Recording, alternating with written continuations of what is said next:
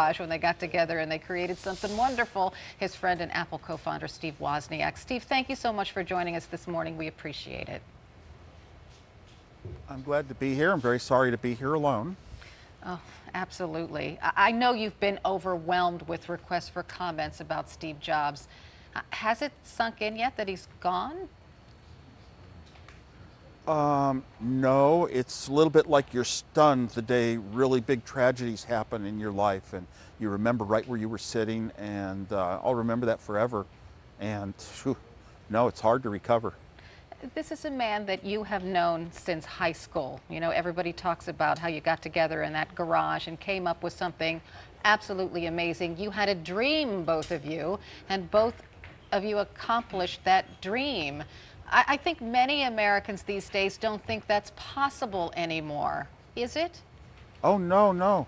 Oh, no, no. Young people actually still believe and are searching to even have those kind of dreams achieved. And Steve Jobs would talk about connecting the dots. That means he's thinking back to those early days and what were you like then? And I try to, convey a lot of those. I travel around a lot and I really like speaking to young people in high school and college or just out of college, and they're trying to come up with ideas to start their own technical companies and do things that make a difference. And I try to tell them what we were like and how we interacted and what our roles were and give them a lot of that inspiration. Yes, you can do it, but you got to really believe in it, even no matter what other people say. So tell me more about that. Tell me what Steve Jobs and yourself say to young people.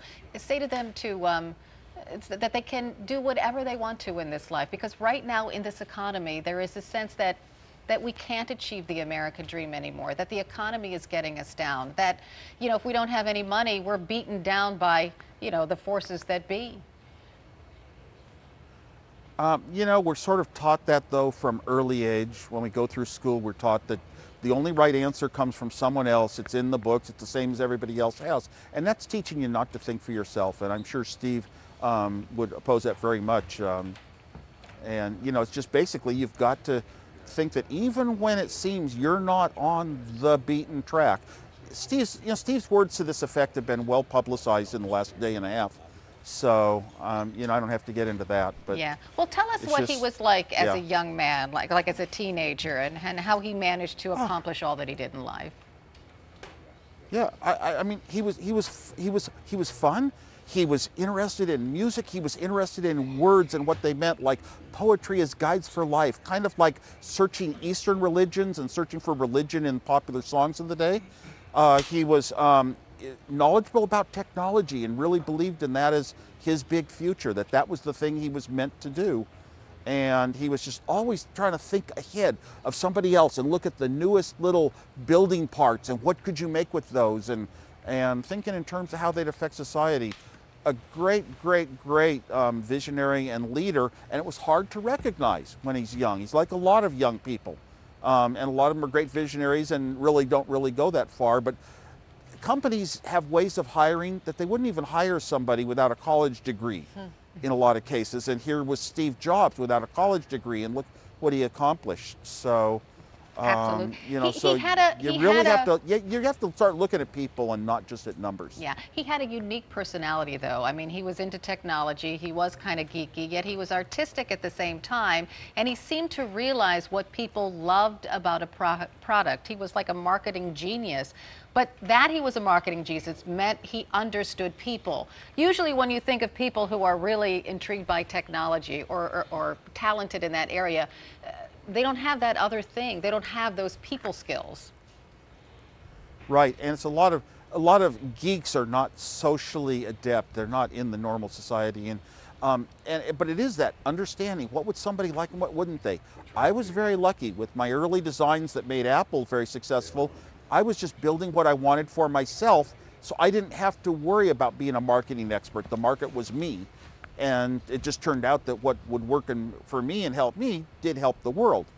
And Steve, yeah. Oh, I just wanted to bring in Christine and Allie. They're dying to talk to you. I know. Steve, I wanted to ask you, it's Christine here. I wanted to ask you, there was a day not really too long ago in our lifetimes when the idea of having a computer in your house, maybe 2 computers in your house, would have been unthinkable. But you and Steve Jobs, you knew that there would be a day when our lives would be changed like this forever by computers. Can you imagine just the trajectory of change for how we live our life, thanks to you and your friend Steve. I mean, bring me back to those days when the rest of the world couldn't have imagined a computer in your house. A computer was for work if you were lucky. Yeah, and in those early days, there were a few mostly geeky people that knew how to operate computers when they were not understandable by a normal person. And Steve and I were in that crowd, and we did believe that, oh yes, computers are going to be in every house and they are going to do a lot of good things for people, but we had no real vision as to what things are like today. We had no idea how much it was going to change. Everything everyone does in life is going to be kind of done through their computer. So it went a lot further. And it was, and I'm really glad that Steve stayed there and he stayed in the game that he was meant to be in.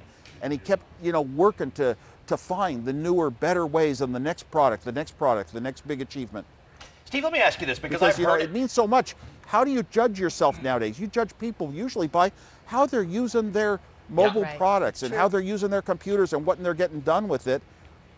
So, that's a big part of our life. That's how you see yourself. I think Apple products were so exceptional because that was how Steve saw himself. Yeah. He was being judged by each one, and he was strong enough to tell people, I'm not going to put out something that isn't just unbelievably perfect, insanely great, at least in his own opinion. Steve, let me ask you this because I've heard it in speeches. I've used it in speeches. I've used it in TV about how you can start a great business from a garage. What was the garage like? Tell me what that garage was like with the two of you. It's Steve Jobs' garage in 1976.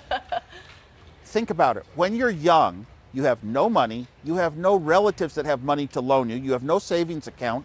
Where can you work? You've got to work on almost very limited budgets, which caused us to do some very good things, and you do your work at home. And so our company was actually our products were designed outside of the garage, but the garage was our meeting place. And we had a little assembly. We would test the computers, put them in a box, drive them down to a store where they would pay us cash for a computer. But Steve ran most of the business from his bedroom. He would get on the phone and he'd be calling stores that would sell our products and part suppliers that would supply the parts, and he'd be calling advertisers, magazines to get little stories about our products and what we were doing. So he was really doing the businessman stuff and the marketing and all that. So and it was a landline with a rotary dial. I love that. So when did you guys know you had something that was going to sell big? Well, we knew that our Apple One product, even though I had been giving it away before, Apple didn't even really own it, we knew that that was a step ahead of what anyone else was doing. We had found the formula for how to make an affordable computer that was useful, and the Apple II, which I designed, was our big success. It was clear that this machine, I jumped ahead, I built in color, when color should have cost $1,000, and I did it for $1. Yeah. And we wound up with a machine that had graphics, and it could be games, and you know what? Steve saw it as from the marketing angle. We had to convince people that a computer, which was only in factories and in stale, company environments, that a computer could be something in your house. Wow. The name Apple was a beautiful name for that, but being playful, colorful, doing games and graphics and these nice things, that really was something that Steve was keen to communicating to people to get the market started. He was a marketing genius, like you say. Steve, I know we have to let you go, and you've been talking to everyone this morning. We appreciate your time and your remembrances of your friend Steve Jobs. I want to ask you one last question about Steve Jobs. Was very private. Even in his illness, he was very private. What can you tell us about Steve Jobs outside of Apple, the private guy? He had a very good control. I'm kind of simple, naive, and all over the place, and nice to everybody, and I don't hide things. Steve had a very good control of himself, his life, what was needed to make him, and he loved his family. He was a very good father, and and when he spoke to me about his kids and his interactions with them, and he knew what it took. Same thing with Apple, and it took a lot of privacy, really, to allow Apple to develop good things the right way. So. He was more than anything else, he had really good control of himself, really good discipline. Oh, Steve Wozniak, thank you so much for being with us this morning and sharing your stories about Steve Jobs. We sure appreciate it. I'm sorry to be here, and I'm glad I didn't get into tears yet. Oh, thank you so much. Thank and we, again, our thoughts are with you and his family and all the people who are working at Apple this morning who are working with a heavy heart today. Thank you, sir. A heavy heart, but with some great